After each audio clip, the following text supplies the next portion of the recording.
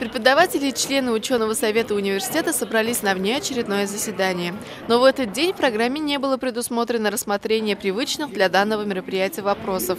Сотрудникам посчастливилось присутствовать на историческом событии в жизни вуза.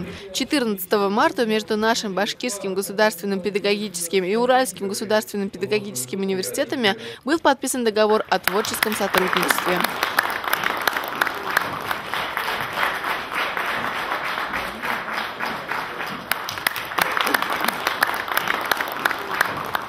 Раиль Асадуллин и ректор УрГПУ Борис Игошев в честь подписания соглашения обменялись сувенирами и подарками.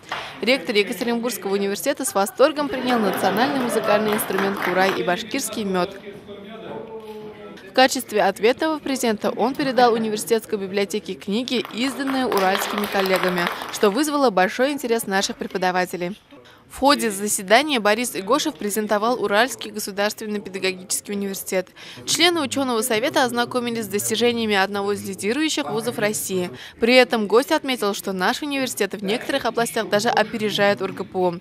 Эта здоровая конкуренция будет поддерживать педагогические вузы на плаву, ведь в последнее время сокращается большое количество педвузов в стране. Например, наш Башкирский государственный педагогический университет имени Мифтахиддина Акмуллы теперь единственный вуз, выпускающий учителей в республике.